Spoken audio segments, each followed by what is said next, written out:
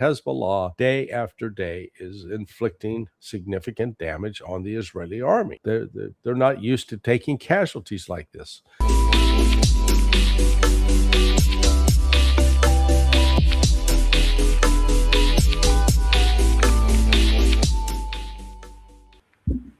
Hello everyone, hello dear audience. This is East calling with you, and I'm Elena. I'm joined by my colleague Ryan, and I think we should start with Iran and Israel and the US. Is this peace deal achieved, not achieved? How possible it is that everything comes as it should be? What are your prospects on this? I suspect that most people who are, under the age of 50 have played a video game at some point in their life. And when you start playing these video games, there's always that entry level, and you complete that first level. Then you discover like there's 99 more levels. That's what this is. This is literally the level 1 of Super Mario Brothers or something. It's still a question whether or not there will be a signing ceremony come Friday, because Hezbollah has indicated that if Israel's not out, it understands Iran. If Israel does not vacate Lebanon, Iran is not going to sign the deal. So we'll see. We have not heard that yet from an Iranian official. So that could just be the Hezbollah point of view. Israel is the one who can sabotage this, and not Israel directly as a country, and then through all of its surrogates and all of its Zionist surrogates in the United States, the Lindsey Grahams and others. If they their heads are exploding already, and they're outraged by this. You can't do this. You can't stop the war. So we have yet to see the document, the MOU. Iran has published what it says is in the MOU, but the United States hasn't. And when you compare statements from the Iranians with statements from the Americans, you get two different points of view on several issues. So does that mean they're still working out the document? They've agreed. We're in agreement, but they haven't actually, dotted the I's, crossed the T's. They're going to wait until they get to, working on it till Friday. Or is Trump holding it back because he knows if he puts it out now, the attack by the Zionists will be just ferocious, and he doesn't want to deal with that. Those are the two possibilities I've come up with. So in your mind, is it accurate to say Donald Trump wants to get out of this? It's almost like the what is it? They called it the Malaysian monkey trap. He's starting to figure out that his hand is stuck in there, and he's trying to get out. Would you say that is accurate? It's not just that he's doing his Donald Trump game playing. Yeah, no, absolutely. So I wrote about this last night at Sonar 21, that right now the Strategic Petroleum Reserve, we got 17 days of oil left. Okay, so if there were no more oil imports or the oil production in the United States stopped, and we had to rely just on that, we'd be done in 17 days. That takes us, starting Friday, that takes us to July 1st. Or as of yesterday, it takes us to July 1st. Well, that is a very, very, very narrow cushion. You're living on the edge. Well, and the way that they've been able to keep oil prices and gasoline prices down, at least in the United States, is they've been drawing on that reserve.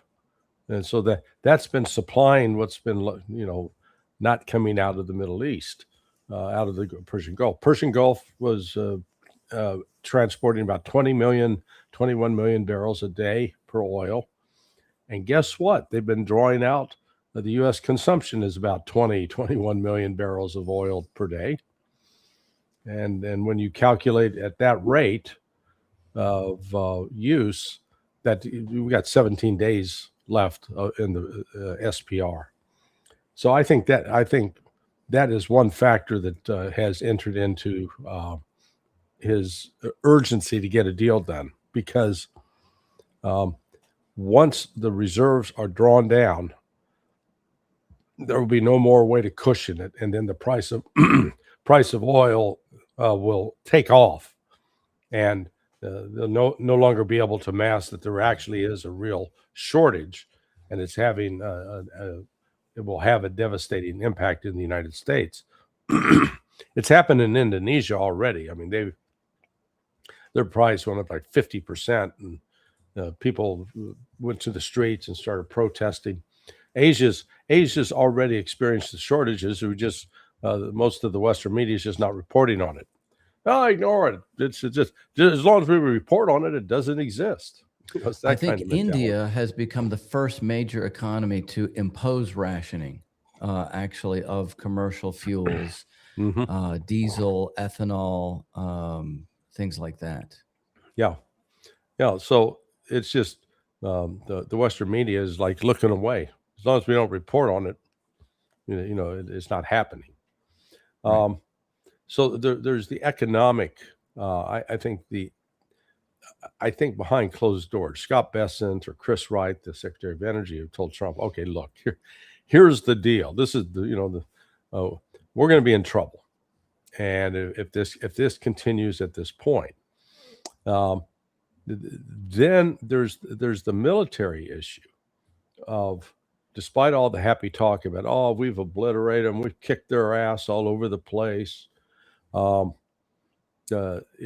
did some real damage to the United States in the course of the last 2 weeks, but especially last Tuesday and Wednesday.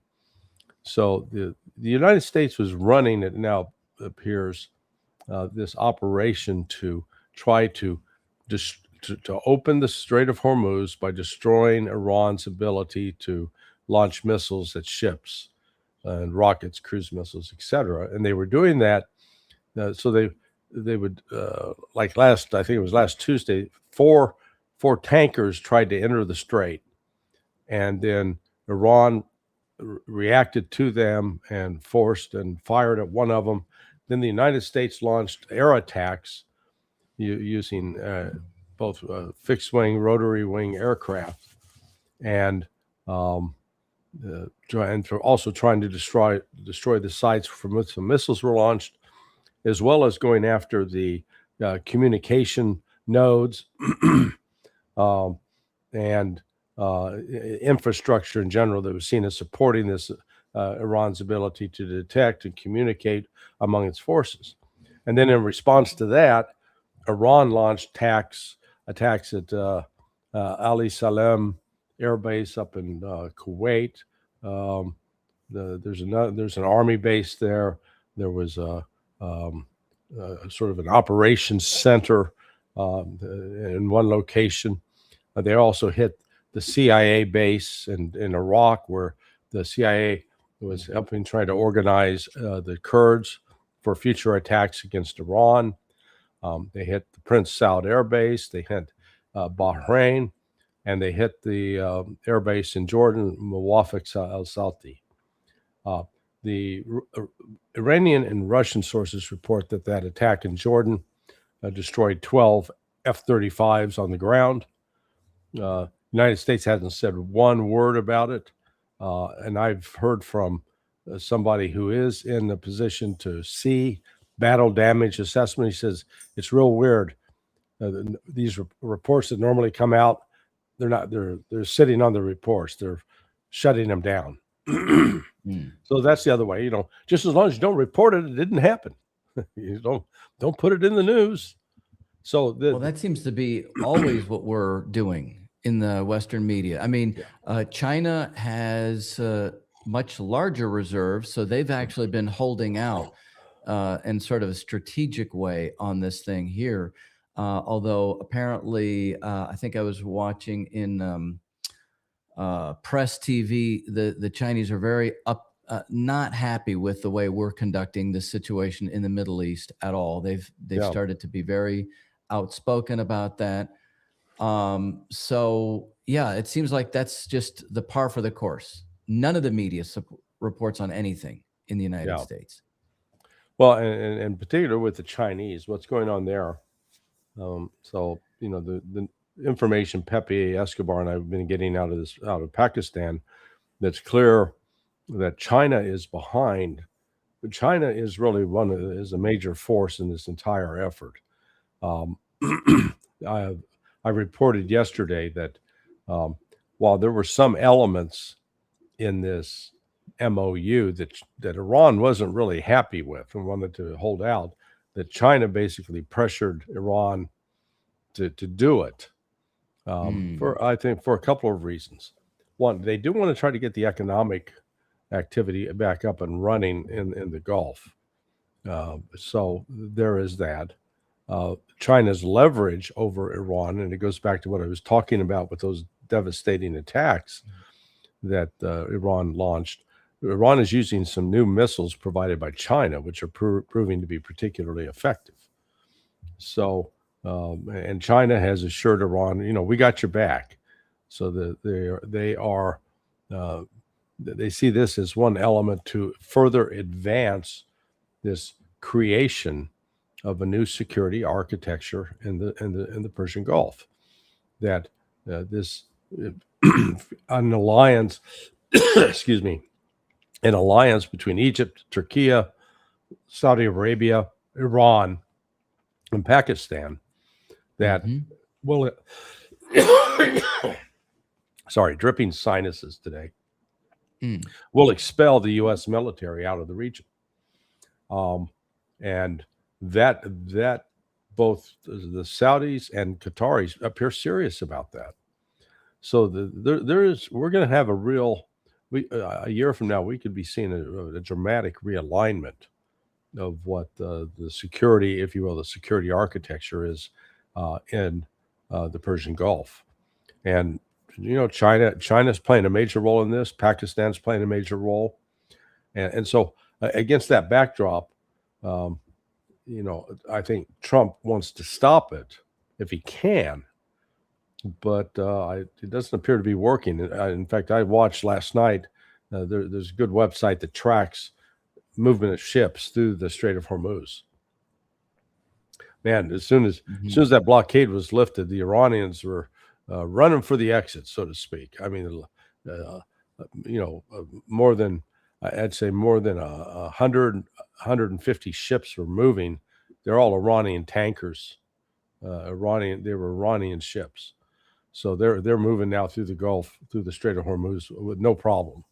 So that is going to start solving the oil crisis, but it won't solve it for a couple of months, because those tankers, assuming they're the ones that are full, it's going to take them well over 6 weeks to 12 weeks. It's getting anywhere from a month and a half to 3 months to get to the destination, because they only travel 12 miles an hour. It's not like they're speedboats.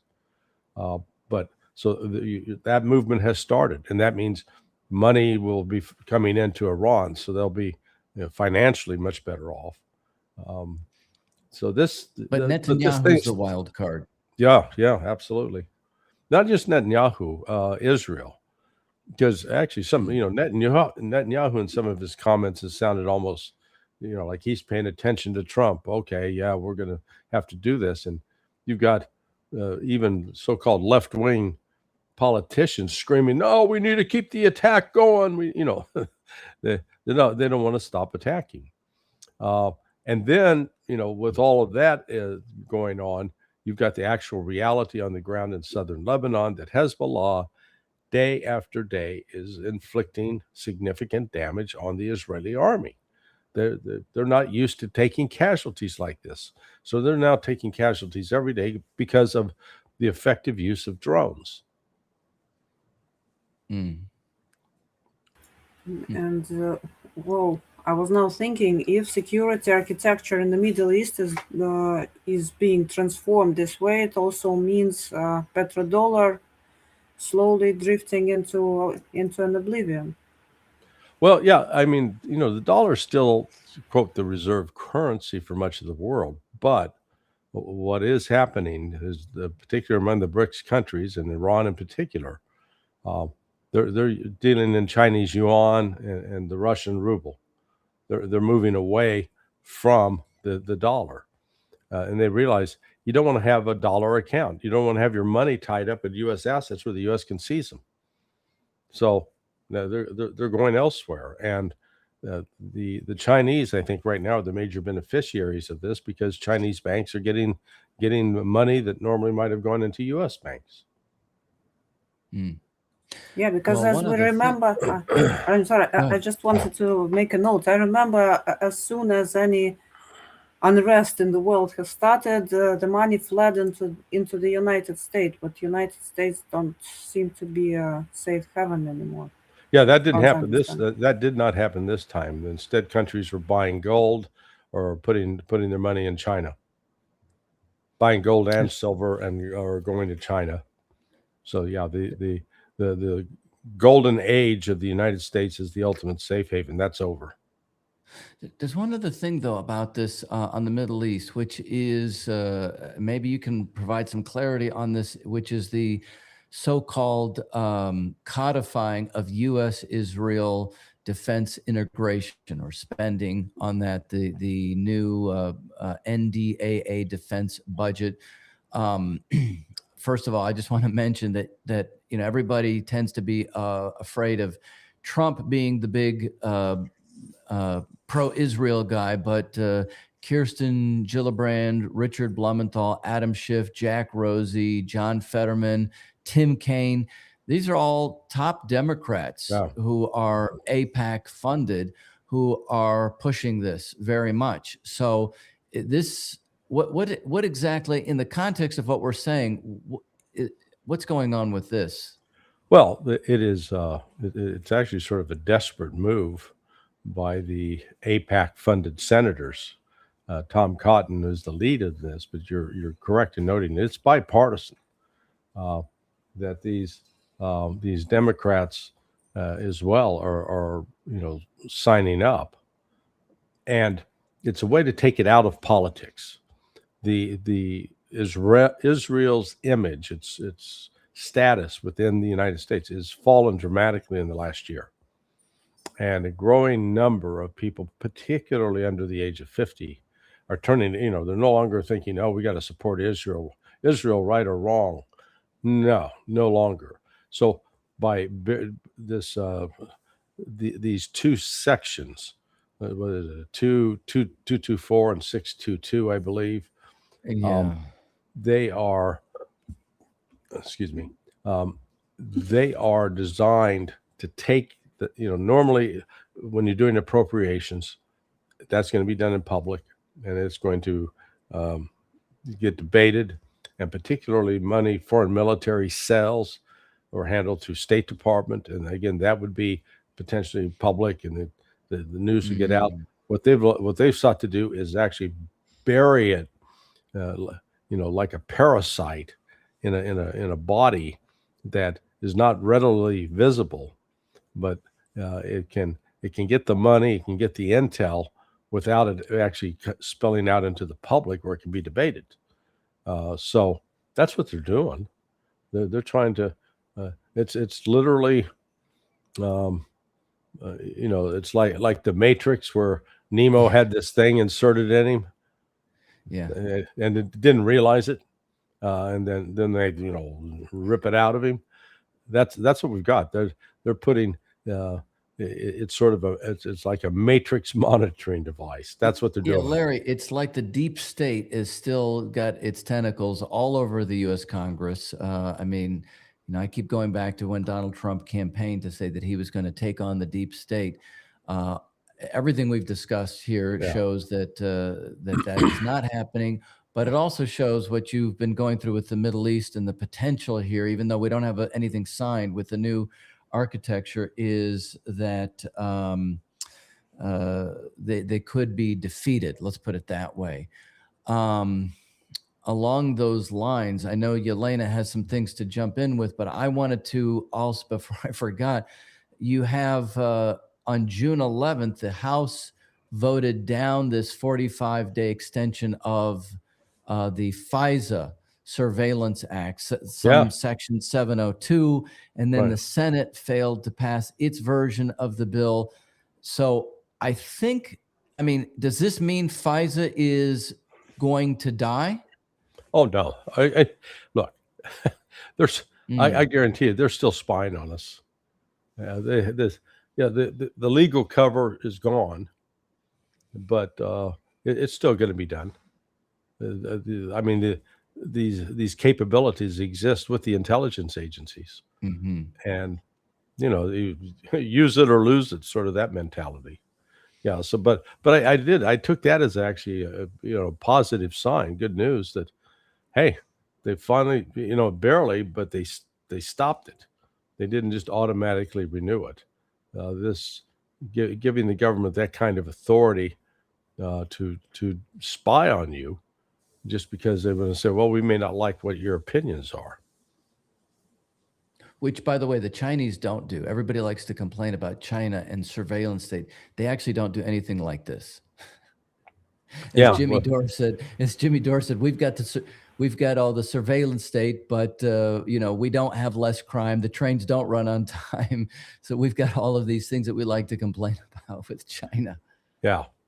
No, it is when history, when we're no longer alive and they're writing the history of this period, this transformation of China and the decline of the West, particularly the United States, will be one of the most will be studied, because it's like, how did China do this?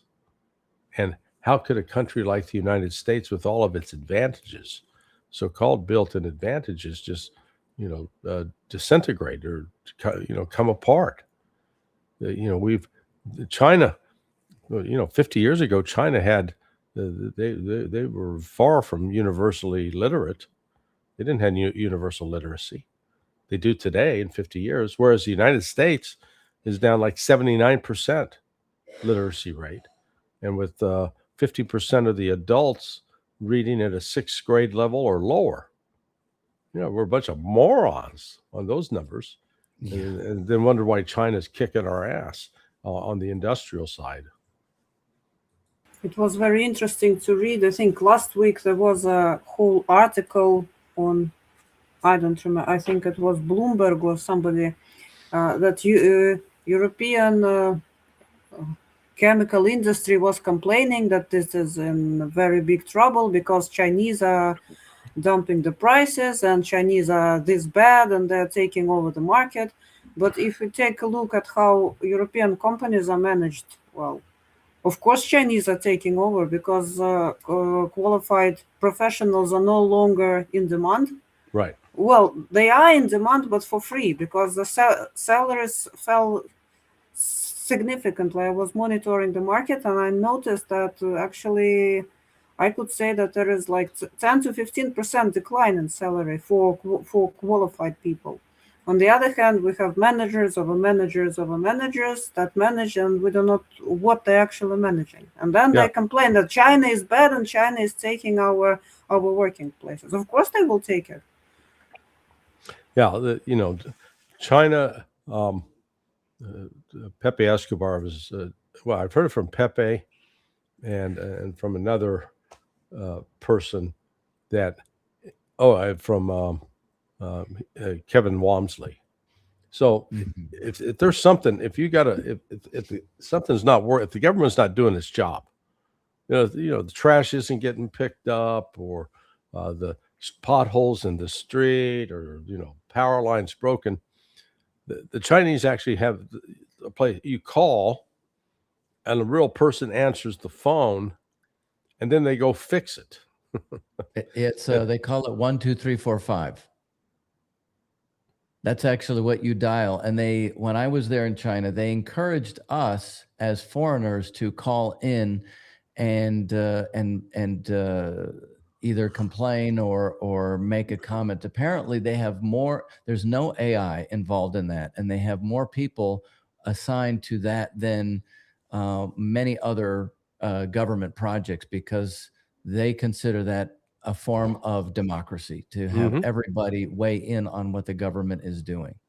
Yeah, I also have to add here, I was trying to reach my bank. It's a small regional bank. They're not operating even Europe-wise. They're operating in one state only.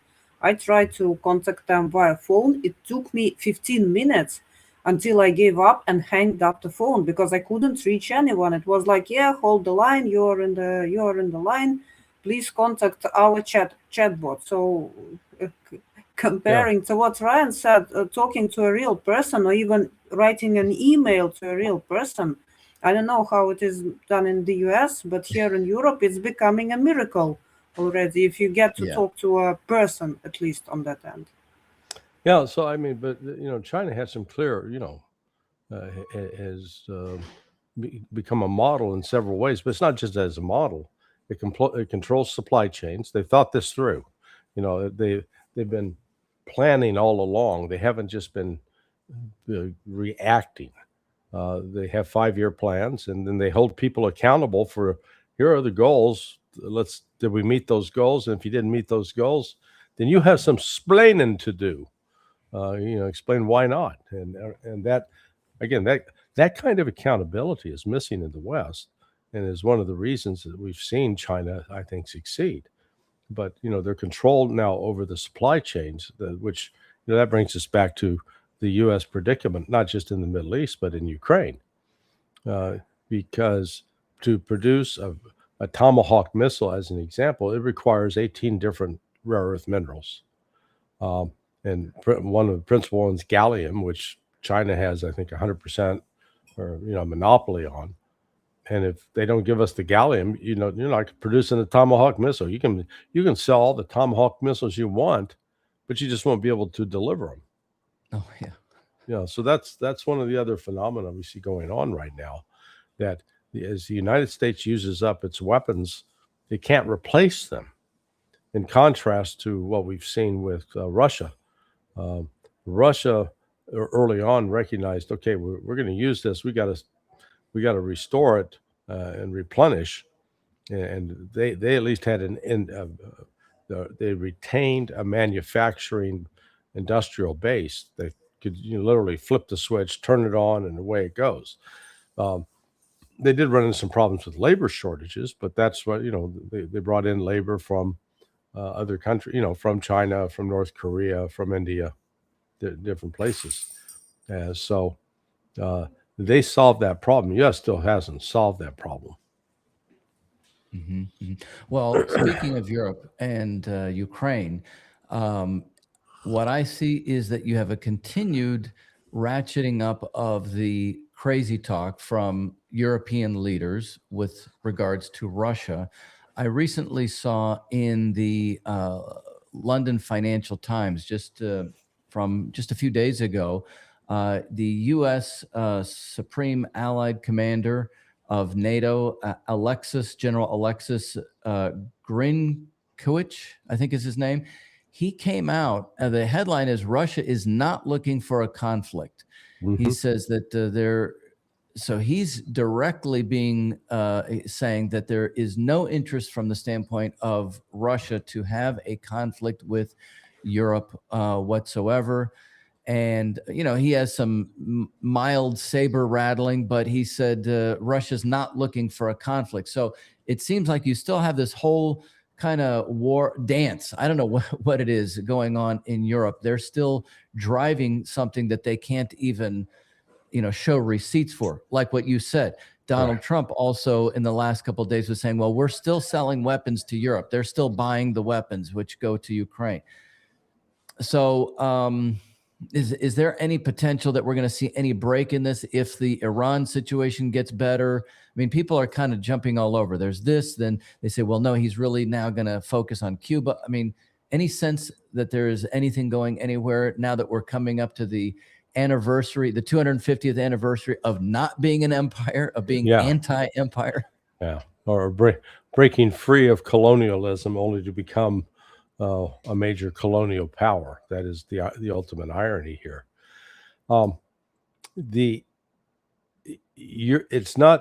Europe is not united in its desire to have a confrontation with Russia.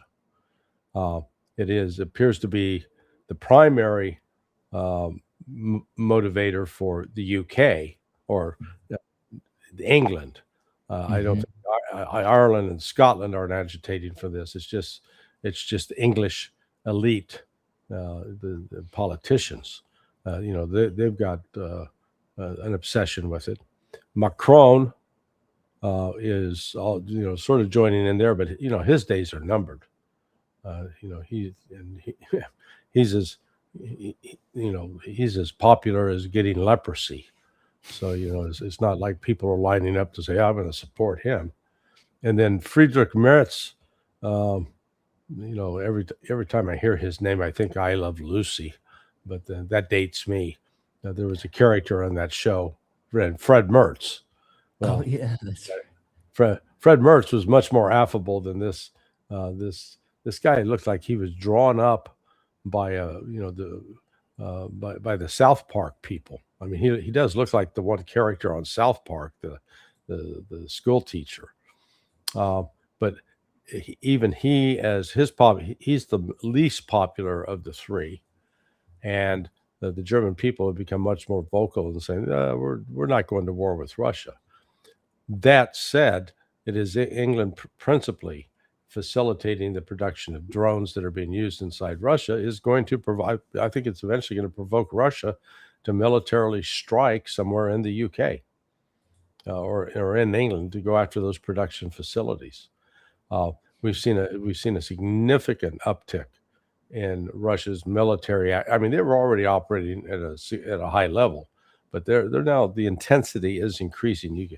It's palpable. You're seeing the results on the ground. The movements are accelerating in the Donetsk. With Ukrainian soldiers trapped in Konstantinovka. Sumy is the advances around Sumy, Kharkiv, Zaporizhia, all across the front, and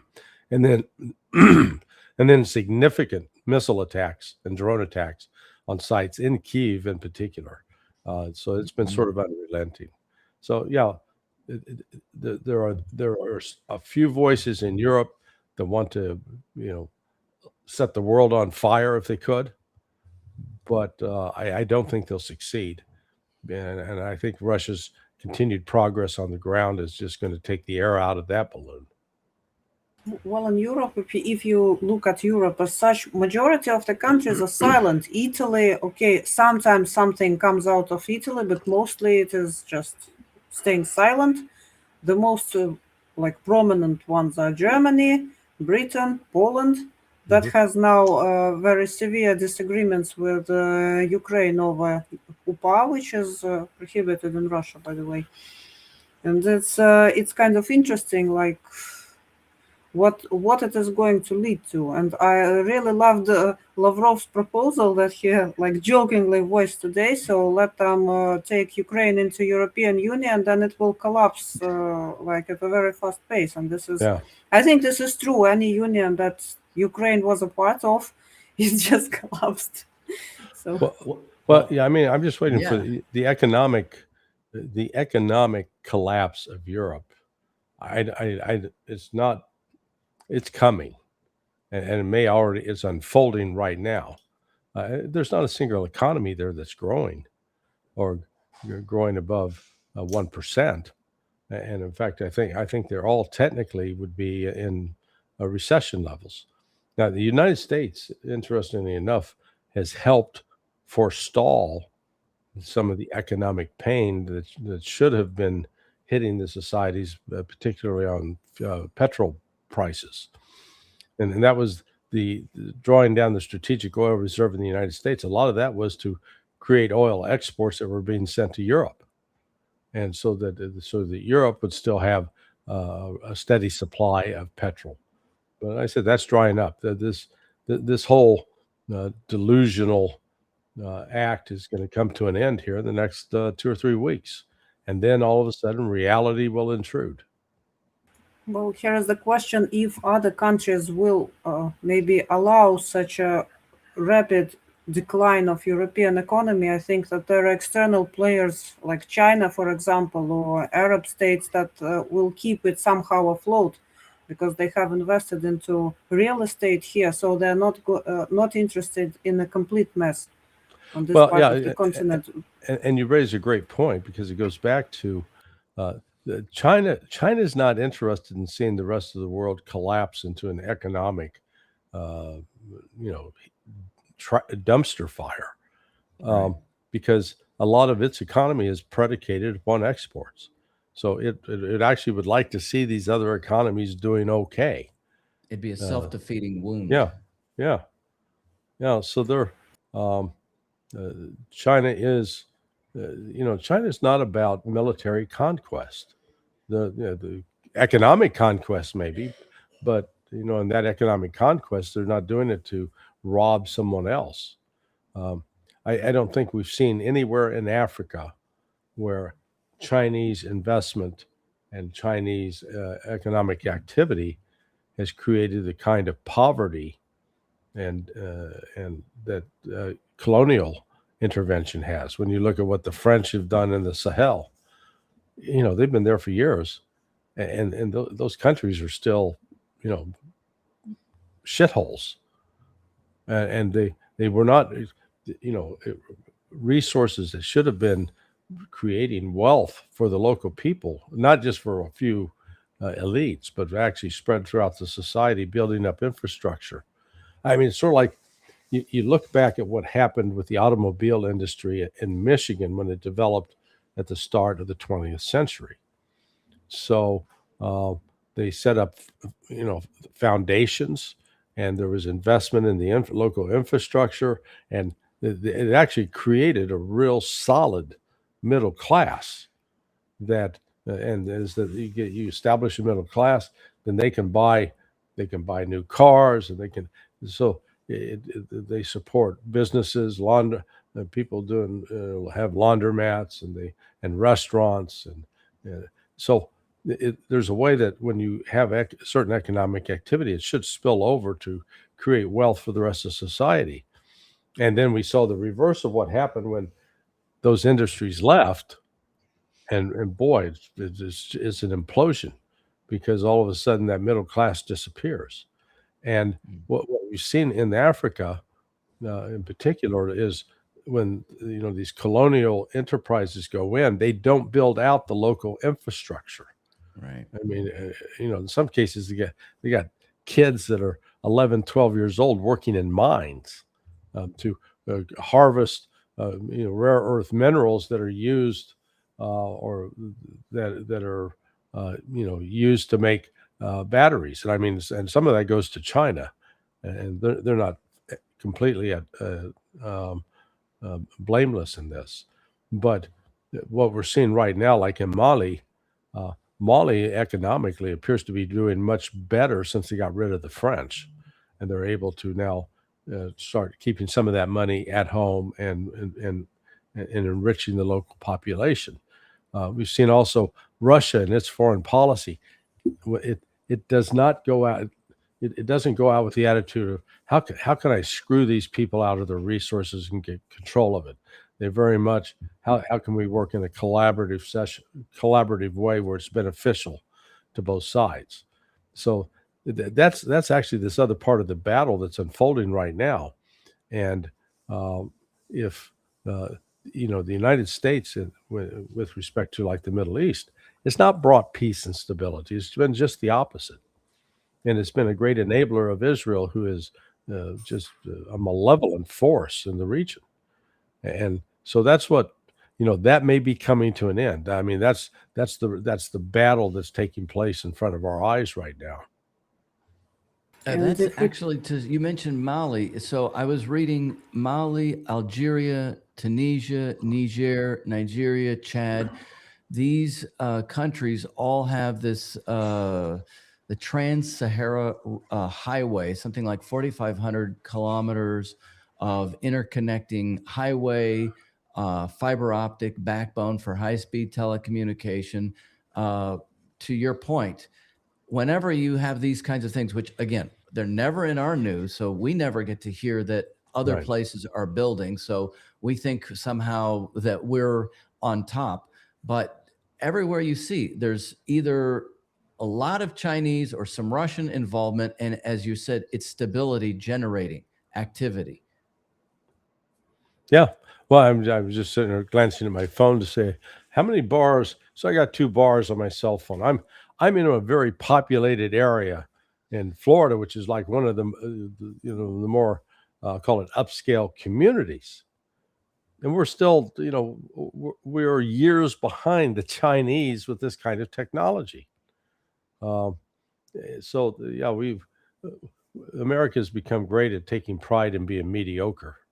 you know we're, we've become the Salieri of world politics. Salieri was the competitor of Mozart, always jealous, always playing second fiddle, as it were. And the United States increasingly, it's not recent. uh, One of the early signs that we were in that was 25 years ago, when the United States could no longer launch anyone into space, that we had to go to the Russians.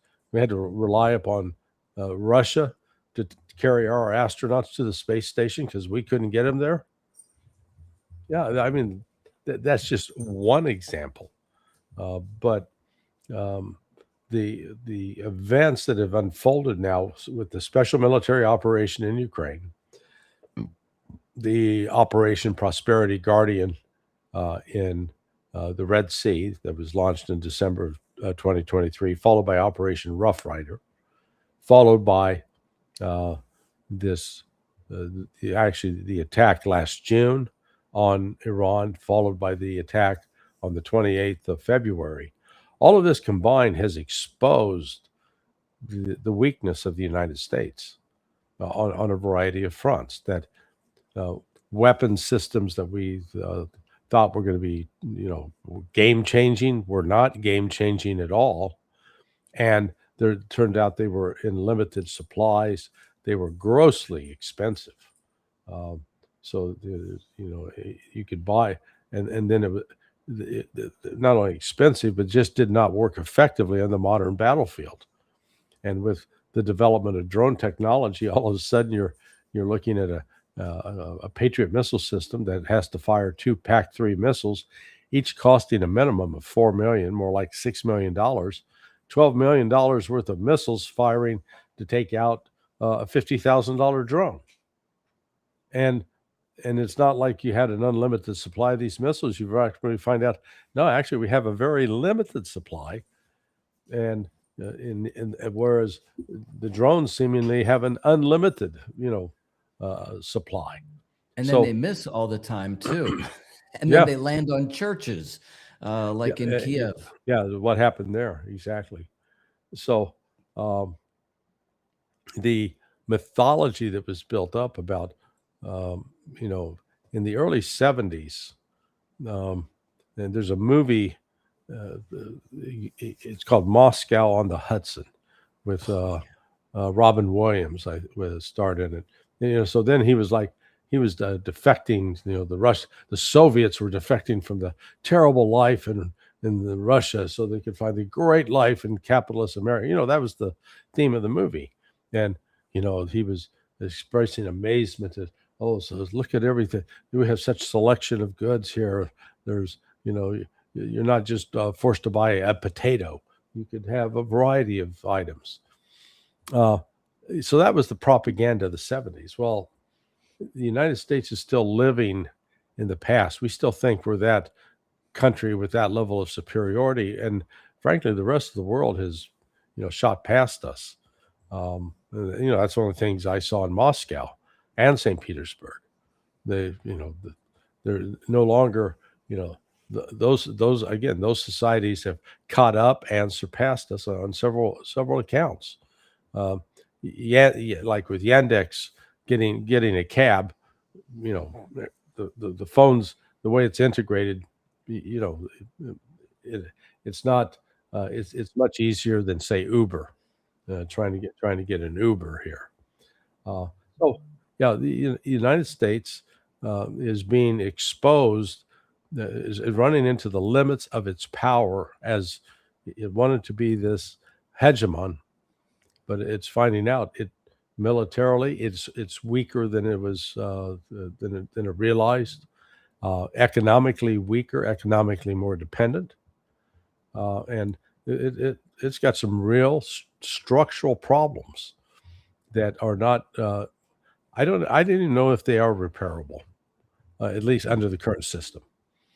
Well, US, at least in my opinion, has some hope to reintegrate in the world community because, okay, many people laugh at Trump and he really sometimes says ridiculous things, but at least he is not that warlike if you compare him to, God forbid, Kaya Kallas or Ursula von der Leyen, who have invested all their hatred, all the, I don't know how it can be called, so they have cut themselves to any way back to reconcile with any country that they were condemning. So everyone sees Trump. Yeah, Trump. It's Trump, but at least we can negotiate something with him. Yeah. But what to negotiate with the European Union, I don't know, because under current management, I don't want to call them leadership because they're not leaders; they're just managers who are liquidating what is left of Europe. And actually, I am, as a local, I'm scared. This is all I can say. Yeah, I mean, and because in Europe used to be seen as this, great culture, sophistication. Well, and go back 100 years. Europe was a leader in science. It was a leader in the industrial side of things. It was, however, America was also coming up at that time. It was an American who helped set up Henry Ford's operations in Detroit that went to Russia and helped Russia develop its industrial base in the 1930s that basically saved the Soviet Union during the Great Patriotic War. So there was this flow of technology back and forth, at least 100 years ago. Now, the United States has, because the financial incentives are such that it's become almost impossible for companies to set up and actually produce things in the United States. And because these companies are beholden to shareholders, and the shareholders are not the average mom and pop. They are very wealthy people. And so it's much better to get a return by shipping jobs, say, to Mexico or to Malaysia or Indonesia or Vietnam, and instead of building up those factories and throughout, across America. I mean, that's what we've lost. We've lost that blue collar mentality. Well, I'm a little bit lucky here because the area where I am located now, at least I have finally seen real working industry, how the really working operating plant looks like. Because for me, where I was born, and even like in Norway, maybe in some other places, the industry is existing, but I have never seen it normally working. But here, when I see the whole a whole area where all the plants are working, the blue color still exists, at least in some parts. But of course, energy prices and tax regulations and all this green eco and so on. Yeah, I don't want to call it what I think about it, but green. Let's limit ourselves to green and eco stuff. It all doesn't contribute to development at all. Well, also, Larry, let's not forget in terms of what Yelena is saying, the beggar in chief is at the G7 meeting in Switzerland, and the contrary side of that, since you're in Florida, is I think the G20, December 14th and 15th in Miami. President Xi will be visiting the White House September 24th. So it does seem that some working relationship, like you say, China has very skillfully put itself in the middle of the whole supply chain of basically everything in the world that is of value. And, I was just reading the FAA is approaching. Remember, it was back in 2013, Jeff Bezos said, we're going to have Amazon delivering things to you through drones.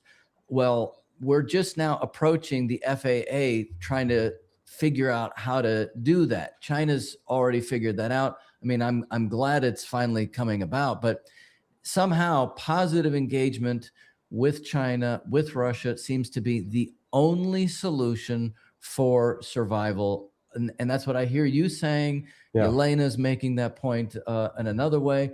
Now, I have one last question. I know we're coming up to the end here of our time with you, but in the context of this, you have Tulsi Gabbard on her way out, taking the peeling back the onion on the Russian misinformation story about Ukrainian biolabs, and it's now true. It's always was true, but now she has. Now, why now? By the way, why is she doing this now? And I mean, I certainly think that means a lot of other things are probably true. Well, there's some things you can do when you're a short timer. You're heading out the door, and you just always say, "Okay, I'm going to expose this." That story certainly has not gotten the coverage and attention it deserves, because let's put it in another context. 1/3 of all these biological laboratories that the United States, basically Department of Defense intelligence community, set up were located in Ukraine. Why? They weren't seeking for the cure to cancer. It was not. They weren't looking for ways to increase longevity. So these were labs devoted to creating lethal agents that could kill people, and kill people in a very specific way, in a targeted fashion. The fact that so much of the effort was devoted, I mean, 1/3 of all of that effort was devoted to Ukraine, and you don't see many. Well, let me say that I criticize. I think Russia has done a terrible job of publicizing this. I mean, they've got the documents, they've got the information. They should be blasting it out, or hire the guys out of Iran that do the Lego videos. Man, be making a bunch of Lego videos about the biolabs and what was being contemplated. It appears the plan was to create a lethal agent or agents, diseases that would be targeted specifically at one ethnic group, the Slavs, in order to make them sick, to debilitate them, all for the purpose of the West being able to, have another weapon by which to try to defeat Russia. And I've been a real critic of Tulsi since, I thought she's been a failure with respect to standing up to Trump on the war in Iran. But I give her full credit on this. She womaned up and put the word out. And this, again, this shouldn't have been a surprise, because Victoria Nuland said it in testimony before Congress, and then they try to pretend she didn't say it, or no, nothing to see here, move along. So I thought this was extremely important to get that out. So it's, it highlights that when it comes to these issues, the United States has not been a good actor, been a bad actor. Well, yes, and regarding Russia media sphere, Larry, you're 100% right, because all these documents were made public by radiation and biological threats protection troops, NBC troops, but it didn't go further. There was one documentary made by Anton Krasovsky, by the way, but it was only in Russian. I don't even know if it was translated or not.